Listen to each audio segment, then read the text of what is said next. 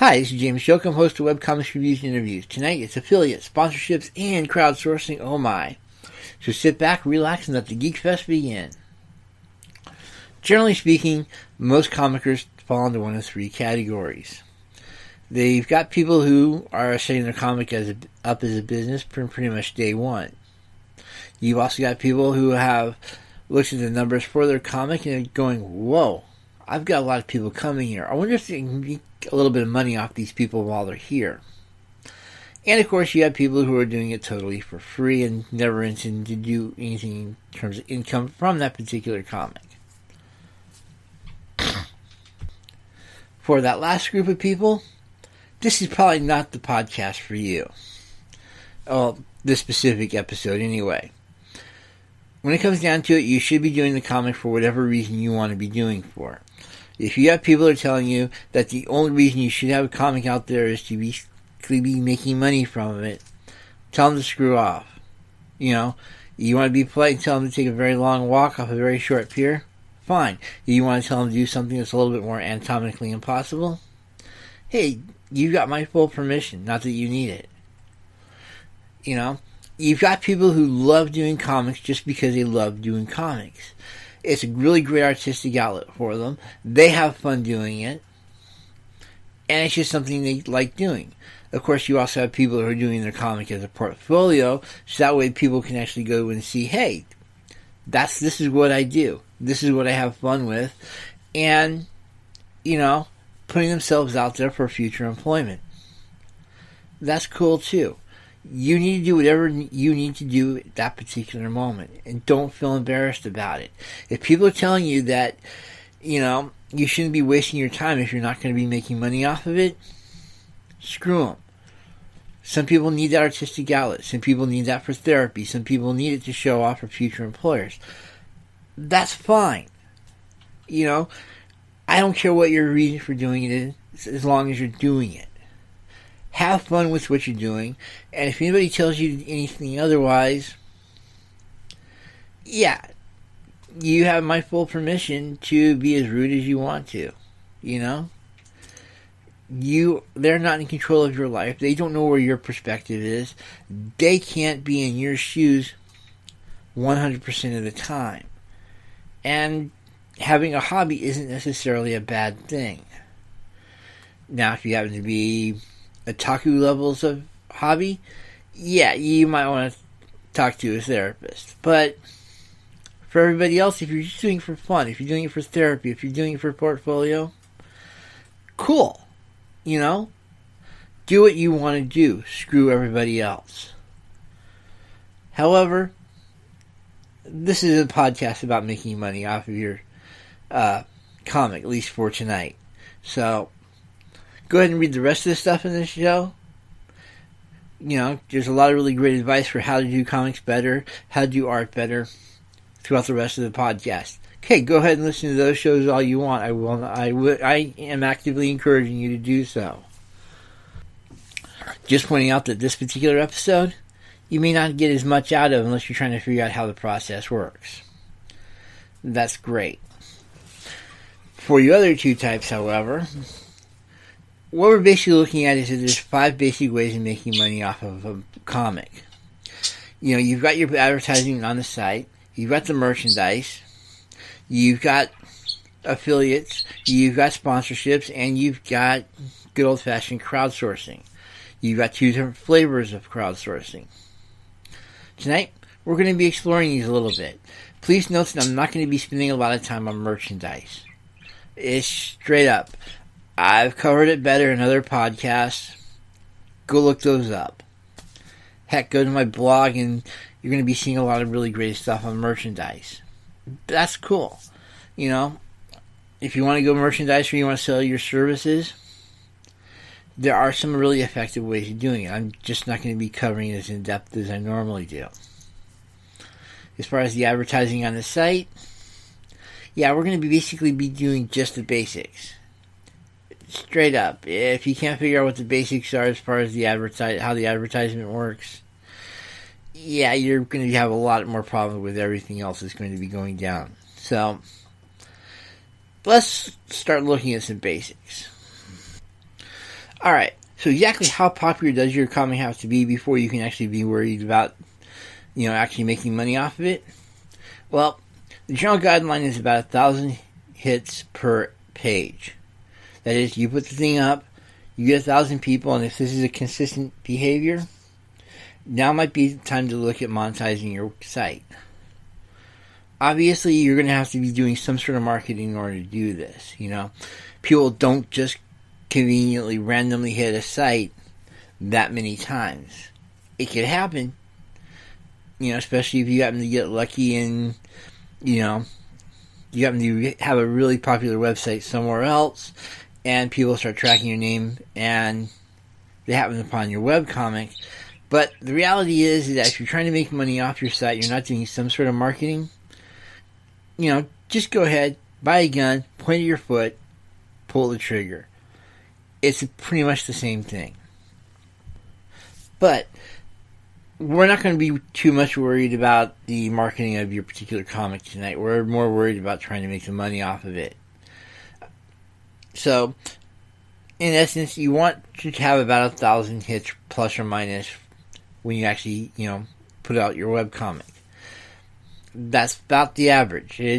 Sometimes you can go a little bit below that, especially if you happen to have a really specialized niche. If you happen to be making fun of, say, fighting comics where everybody wears bikinis, and it happens to involve death volleyball, yeah, you can probably get away with 500, 750 hits per page. But generally speaking, you're going to be wanting to hit about 1,000. The thing to keep in mind is that making money is essentially a numbers game. And you want to make those numbers as high as possible. If you're going at this and you're only making, say, getting maybe 100 or 200 hits per every comic you put up, yeah, you're probably not going to work all that well for you. It's just straight up. You're only going to get a certain number of percentage of people that are going to come to your site, go, hey, that's some really cool stuff. I think I'm going to spend money here. It happens a lot less likely than a lot of people think. Usually in the low percentage, maybe 2-3% depending on the comic. So, if you're not hitting these huge numbers, forget about it. This is probably not going to be making any money off of you. So, start simple. If you happen to be really popular, go for it. Keep in mind, by the way, this does not mean that you should be looking at, if you happen to be the top 10 in any particular webcomic thing, yeah, that's not a requirement here. There's a lot of comics that never show up in any of the various voting pages, but nonetheless tend to do pretty well as far as numbers go. Penny Arcade is an obvious example. They rarely, if ever, show up on any of the voting sites, but that's because they just simply don't care. They're beyond that. Even comics like Girl Genius will show up intermittently. They won't show up in all of them. The key is that you actually have to be set up for those voting sites, and not everybody does that. Even then, if you are hooked up to a voting site, if you're not in the top 10, 20, maybe 30, depending on the site, yeah, you're just not going to get the popularity you need to work. So, don't see this as a recommendation to get away from the voting sites. Those are definitely a really strong area for marketing. I'm just pointing out that you don't need to show up on the top 10 or top 20 in order to have a successful comic. So don't see that necessarily as a key there. Like I said, you'd be surprised how many incredibly successful comics don't send people to voting sites. So the bottom line here is you need to be making about 1,000 hits for every page you put up, plus or minus. If you can do that and you can do that consistently, then yeah, you're probably going to be able to make a little bit of money off of your site, but don't count it too much. Most sites that do make money, usually it's enough to be, get them a decent value meal. Very rarely do you see sites that are actually enough to pay rent, or even a substantial part of that. Again, if you're trying to make an income off it, you're going to have to basically doing some incredibly serious hustling. If you can do the hustle and you get some numbers up there, yeah, now's the time to start looking at ways to make money off your site. Most people start off small and just simply do advertising. This is usually accomplished through Google Ads and a few others, but the basic idea is that somewhere on your site you're putting some sort of advertising that simply says, hey, click here and go over here. Real simple stuff. Just keep in mind that you're going to want to keep it limited. You don't want to have 57 ads on your site. You want to try to keep it as clean as possible, and you don't want to have ads cluttering the thing up. Especially considering the idea is to actually be there for the comic and not for the advertising. So, don't have more than like 3 or 4 ads on the entire page and try to put them all over the place, not just focused in one area. A lot of people make the mistake of putting all their advertising into one specific area on the comic and letting it go. No. You want to have your advertising being all over the site. You want to have it, towards the top, towards the bottom at least, and maybe a side or two.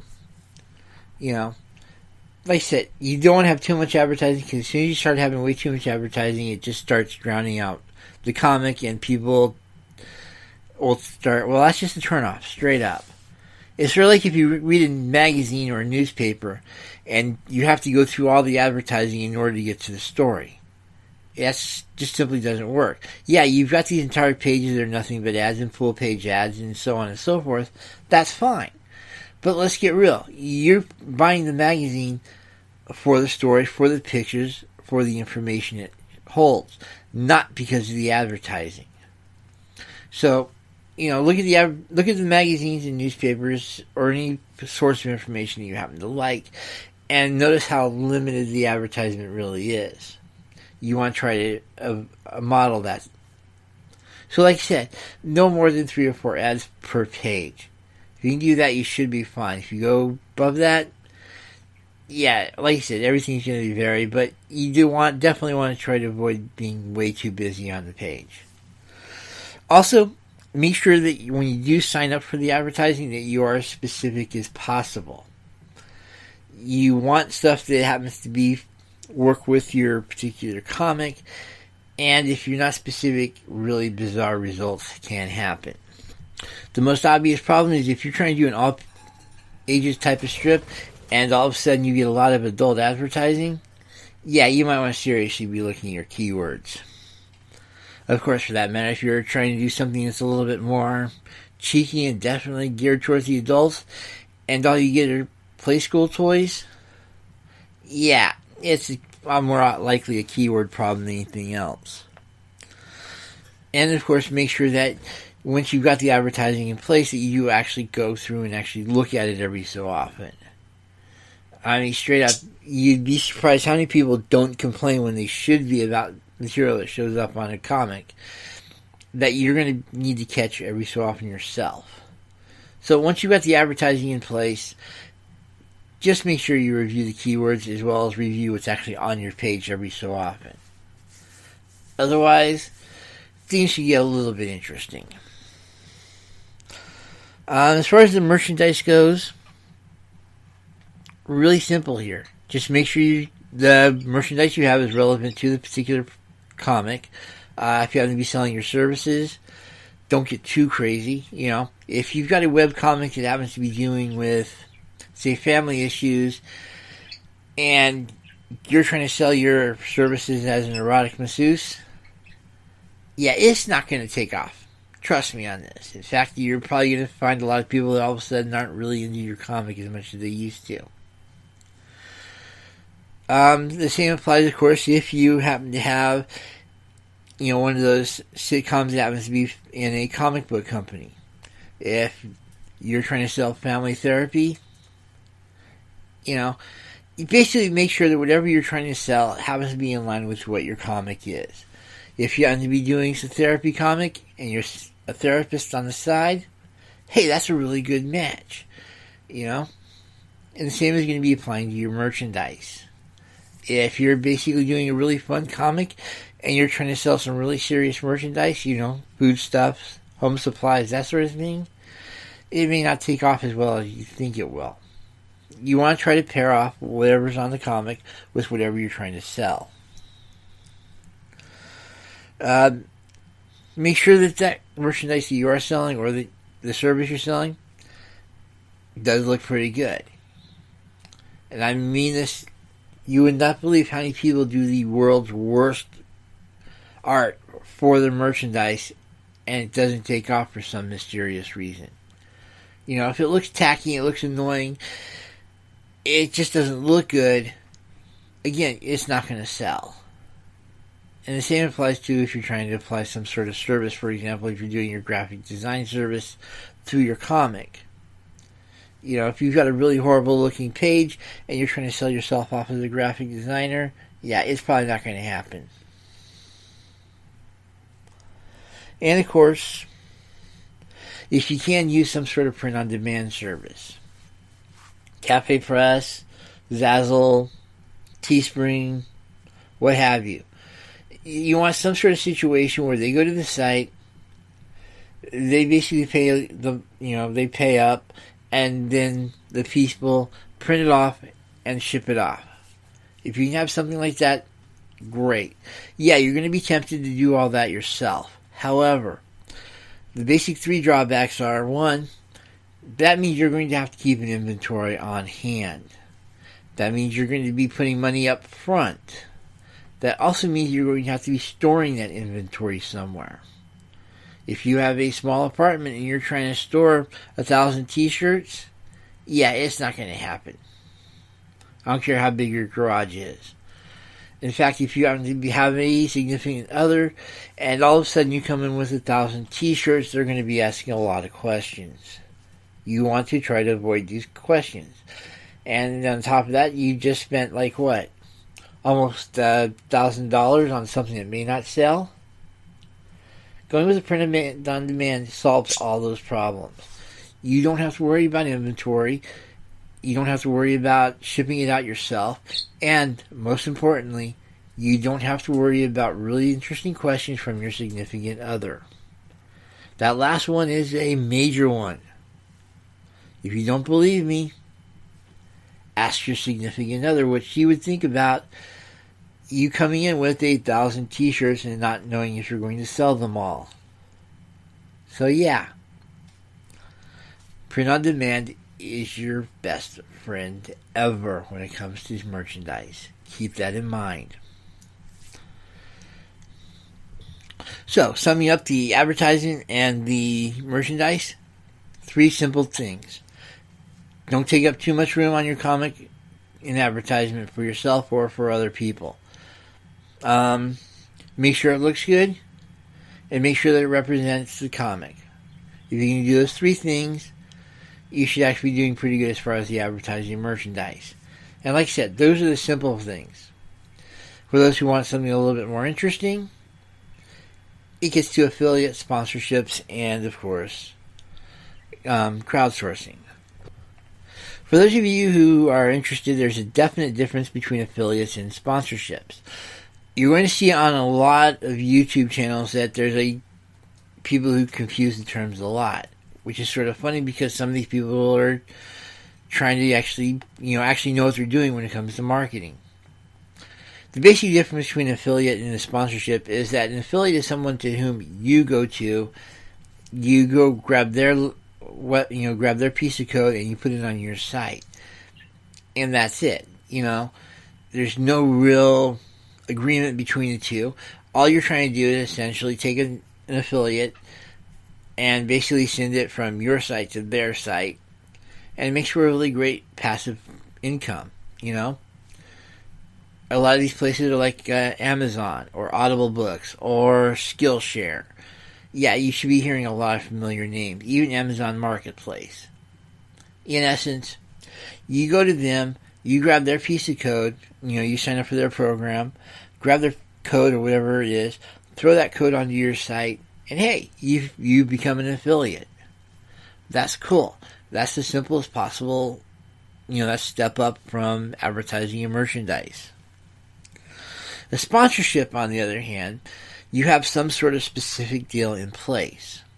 That is, let's say, for example, I wanted to have a Doom Prepper comic, and so I set up some sort of really great deal with, the local hardware store, or some sort of chain specific to do that. Well, at that point, I'm going to be having a reasonably larger ad on my site, and I'll be getting money based on how well this ad does, admittedly. But the key here is I will have some sort of actual contract in hand for that particular sponsorship. Note the difference here. One of them is a passive relationship. That is, they don't really care what you do with it as long as you're not too obnoxious with it. And the other one is actually there's going to be some conversation on a frequent basis. Obviously, if you have a sponsorship and they're running a store, they're going to be using your site to run their specials. And they're going to be talking to you about it. Just pointing out that there is a big difference between an affiliate and a sponsorship. Between the two of them, yes, the affiliate is going to be a lot less work, but there's also going to be a lot less money involved off of it. So, sort of keep that in mind. As far as the affiliate itself goes, okay, let's say you want to try out something like, say, Amazon or Audible or something like that. Cool. You go to the site, you sign up for their affiliate program, you've got some code, you put the code and slap that into your website somewhere. You're going to want to make sure it's somewhere visible. And today's new term for you is above the fold, and hey, let's throw in its twin, below the fold. When you first go to a site, you notice that there's certain things you see and there's certain areas where you have to scroll down to. Well, the stuff you see right off the bat is what we call above the fold. It comes from when people actually read newspapers, and yeah, I know it's sort of a sore point because people still read newspapers, but usually you find that the papers are folded in half.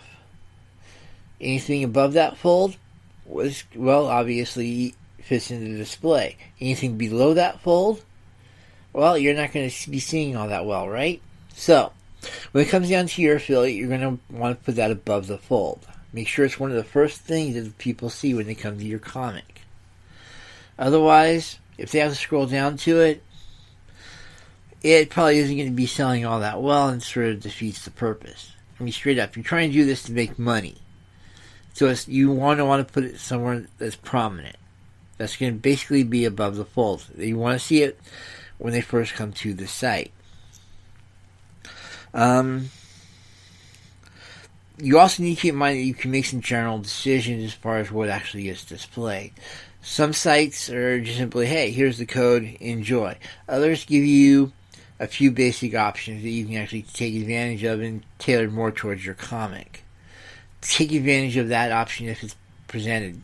Otherwise, let's say you're doing a mystery comic and you're all of a sudden doing ads for sword and sorcery stuff. It's not going to jibe that well. When people come to your mystery comic, there's sort of an expectation you're going to be trying to advance the cause of mysteries in general. So if you can basically make your advertising key into that somehow, selling magnifying glasses or trench coats, for example, hey, you'll actually be doing pretty well as far as the money goes. If the stuff you're pulling into the affiliates is pretty much random, yeah, it's obviously not going to be too successful. You're going to have too much of a dissonance between what you're trying to sell and between what your comic is, and that dissonance is just going to work against you. So when you start setting up the affiliates, try to keep in mind that you want them to be stuff that fits in pretty well with your comic, or stuff that can be made to fit in your comic. Amazon Marketplace, for example, can be set up so that you can actually have just stuff that happens to be within your particular genre or particular areas that you want to sell. Take advantage of those options, and you should do pretty well as far as the affiliates go. At the very least, make sure that the affiliates are within the purview of the comic. Again, if you're doing a comic that happens to be featured mysteries and that sort of thing, and you go with a person or a place that happens to sell, I don't know, rakes, yeah, you're not going to be selling a lot of rakes. So, have some fun with it, but don't have too much fun with it. You know what I mean? Sponsorships are going to be all sorts of fun. The problem is that in order to be successful, you're going to have to realize that you've just gotten a partner. That is, you've got somebody who you now have to answer to and to whom you have to actually have conversations in order to get things done. Yeah, I know it sounds like a major pain, but keep in mind that sponsorships do carry with them a huge number of benefits. Not the least of which is they tend to be a little bit better off than the affiliates. That is, whereas with an affiliate, you're pretty much a happenstance type of situation. The sponsor is actually going to be working with you in order to take full advantage of the ad space you're giving him. You're also going to have the advantage that occasionally they're going to throw products at you just to see what you think about them. If you happen to like the product, hey, there are ways to incorporate it into your comic and as well as other areas. You know, don't get too obnoxious with this. If you can fit it in naturally and organically into your comic, great. If you can't, you're going to have to let the sponsor know right off the bat. The problem you're going to encounter, the worst problem you can encounter with a sponsor is somebody who decides to be a complete control freak. They sort of have to realize that the two of you are running businesses, and if you happen to be going into a synergy type of situation where you're both saying, hey, what's the best we can do with this situation? Hey, it's going to be massively profitable for the two of you. You know, you're going to be able to make a lot of money off of them, and they're going to, because they're making money off of you, I mean, the purpose of a sponsorship is, after all, to get money to their company. You know, if you can work it in and do everything nice and organically, great. On the other hand, you're going to have that occasional sponsor who's going to be power mad and is not going to quite realize that if your comic isn't successful, then they're wasting advertising dollars on you. And part of the problem is that occasionally they will try to figure out ways to get you to incorporate their products into your comic. And yeah, you can already pretty much tell this isn't going to be a working situation, right? Okay. So, if you have somebody who's way too controlling, you're either going to need to get them to back off, or you're just simply going to have to drop them, which is a major pain. But you know, if you've got somebody who's decided to take control of your comic, I mean, you got to think about it for a second. Part of the reason they're going to your comic is because it's successful. And it's successful because of stuff that you're doing. If they try to manipulate that or try to change that to some degree, yeah, it's not going to work the way that they want it to, 9 times out of 10. Unfortunately, you got people who don't quite realize that. These people should not be in marketing. These people should just leave the marketing to other people. So, again, if you can work some sort of compromise and you can actually do some really great stuff to advance the cause of the sponsor, great. You know, if you can put their stuff into your comic and it works. Notice the phrase, if it works. If you're doing a comic about little kids and they want you to put a rake into every frame, yeah, that's obviously not working, okay? So, obviously make sure your sponsor and you are pretty much simpatico right off the bat and you should be fine. So, again, it's going to be a lot more struggle and it's going to be a lot more work. But the plus side to it is, occasionally you get free products, and it's always going to be a little bit more profitable than just simply a straight affiliate. So yeah, it's annoying, but the annoyance is well worth it. And then there's crowdsourcing. Alright, you have to sort of keep in mind there's going to be 2 different flavors here. The bottom line is that crowdsourcing is essentially, you go out to your peeps, and you tell them, hey, I can do this comic a little bit better if I haven't been able to concentrate on it. In order to concentrate on it, I need to have certain basic needs taken care of. If they really love your comic and they want to see it advance a little bit, hey, odds are that you can probably get people to donate a little bit every now and then, and you can possibly even get them to pay for publishing the book. That's pretty awesome. And that's pretty much what crowdsourcing is. It's basically you getting money from the people basically you're sourcing stuff from your crowd. It's sort of a weird concept, but it seems to be working for a lot of people. And keep in mind it basically comes in two major stripes. The first is that the one you always see a lot of with your Indiegogos, your Kickstarters, that sort of thing. You have all these different tiers. You go to the site, you find out information about how you're publishing your book, and you have all sorts of different tiers with different rewards depending on how much they're willing to spend. The more they spend, the more stuff they get, type of deal. The cool thing about this is that, well, if you're trying to basically get set up for a convention and you want to have a whole lot of spare books on hand, crowdsourcing is definitely the way to go. There's a lot of really great ways to take advantage of crowdsourcing, and it's definitely something worth looking into. The top 3 words of advice I have for you are: 1, make sure that whatever you're offering as a tier fits in well with whatever you happen to be advertising. Just so we're clear here, you're noticing a theme, by the way, as far as the selling the advertisement goes. Make sure that whatever you're selling fits in with whatever you're writing. Yeah, I know, I'm repeating that a whole lot. Just go with it. Trust me, your wallet will love you for it. When you start pricing your Kickstarter or whatever, basically make sure that you have room for extras. In other words, even if it's an extra $2 for every, an extra $2 for every book, that means you'll be able to eventually purchase more books.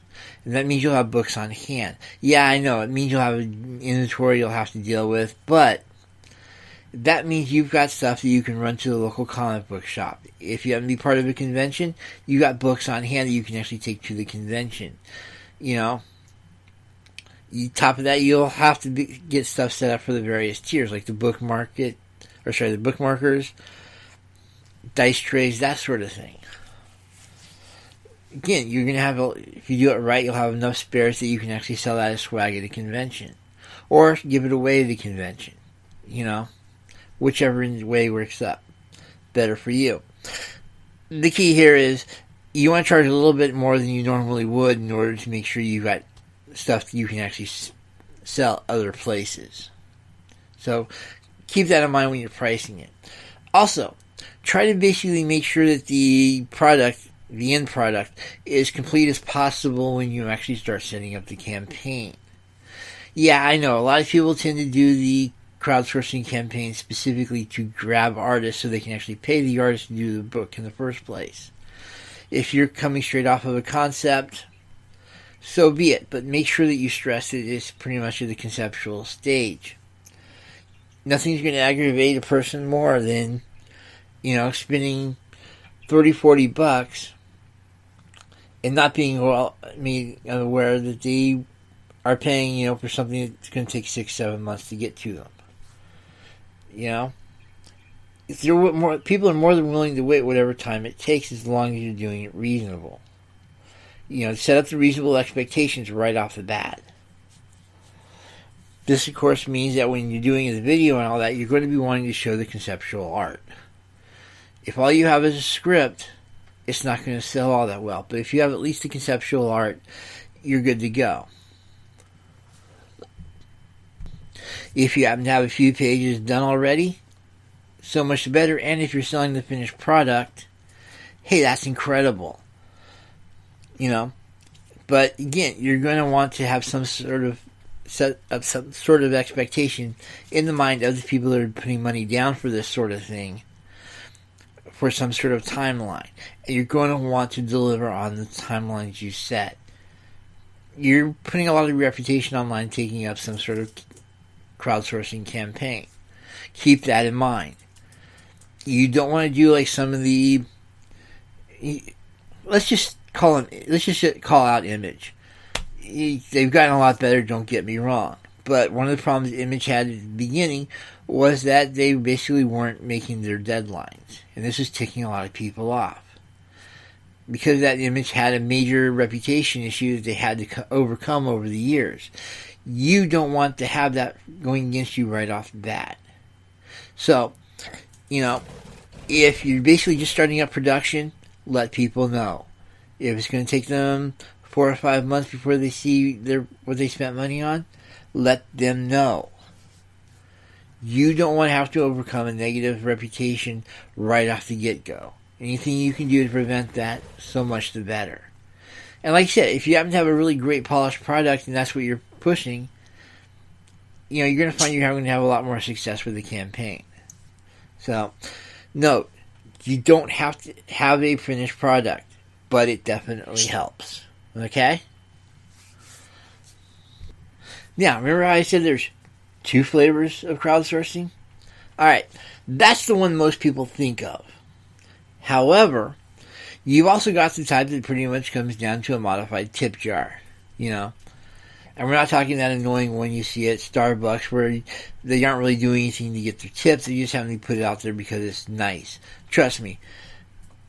If you see somebody's actually doing a tip jar, just ignore it. It's a scam. And any management that encourages the tip jar, yeah, they're just need some therapy. But as far as you're concerned, setting up a tip jar is not necessarily a bad thing to do. And there's a couple of different variations on that particular theme. The first, obviously, is that you can set up a straightforward tip jar. You got a couple of bucks on your credit card. Press this button here, or click on here. Send me a couple of bucks. If you happen to be a PayPal donation button, or there's actually a tip jar site, hey, you're good to go.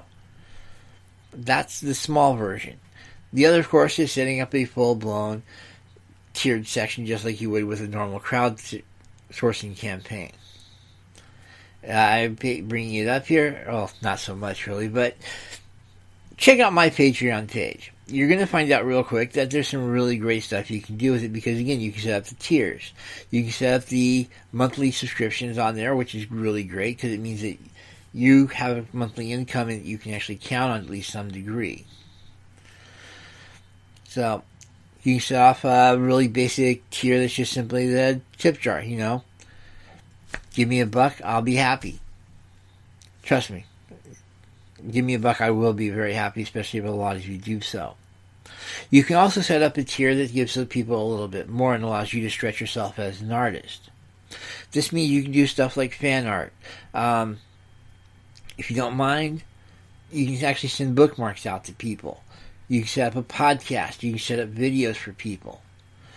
Once they pay that monthly subscription rate, they get access to those particular features. In my case, a couple of show notes. You got some great videos about other tips, plus how to deal with writing problems like writer's block. Basic tips and tricks type of stuff. You can also set up other tiers to do more. If you want to set up tiers that happen to be nothing more than a mention, hey, that's great too. It's just straight up. Setting up a Patreon page or its equivalent is not a bad way to do things, especially if you don't mind doing a little bit extra for your fans. Fan art is always going to be appreciated, especially if it's something that's entirely different than what's in the particular comic. You tend to be a little bit more risque, or you tend to have just oddball stuff, or you decide to put all your Star Wars parodies using characters from the comic as part of your fan art. Let people know what's in your Patreon, or whatever the equivalent is. So, have some fun with it. And take full advantage of it to stretch your art just a little bit, see what you can pull off. If you do it, like I said, you're going to have people paying in there just to see what you're coming up with next, especially if they really love your comic.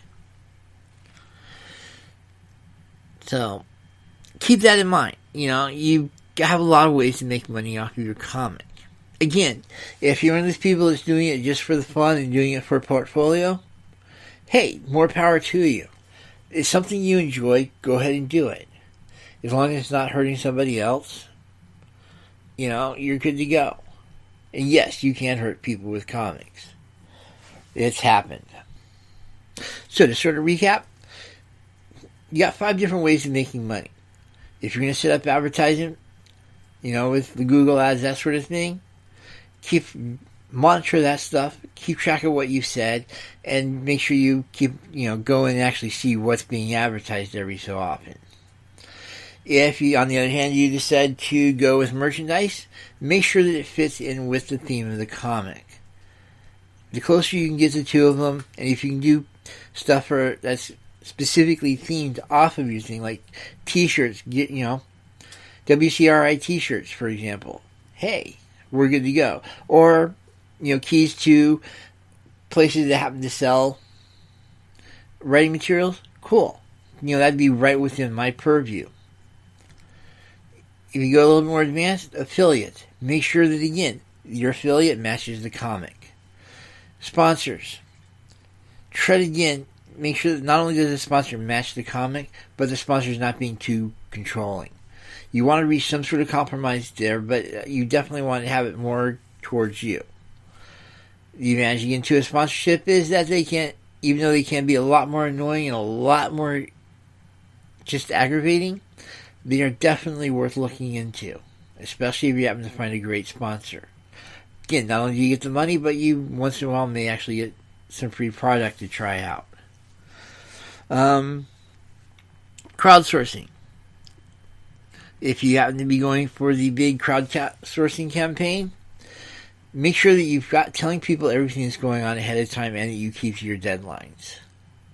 Even if you start out with nothing more than a concept, if you've got some reasonable deadlines and people know you deliver on them, your crowdsourcing campaign should be good to go. If you can actually have some sort of finished product, so much the better. As far as tip jars, that sort of thing, don't ask for a whole lot if you're doing a straightforward tip jar. If you're doing a little bit more, let people know it's all available at the particular site. Subscription tiers that have been set up so that, are just simply a thank you. Or if you happen to be doing some really great fan art or show notes or whatever, definitely let people know that you've got that available. Anything you're doing to basically make fans love you more, definitely have that listed somewhere on one of your tiers for your crowdsource page. So, in short, if you're trying to make money off your comic, it can be done. Make sure that you're advertising the heck out of your comic and doing the best to make sure everybody knows it's around. If you can do that, then it's just a matter of playing the numbers and hoping you get lucky with them. It's not that hard. And again, if you happen to like this podcast and you want to have to support it, hey, check out the Patreon page over at patreon.com/twosparrows, TWO, and sign up, at least for the $1 a month subscription. I'd really appreciate it. And it actually means I can do some really weird stuff as far as the podcast goes.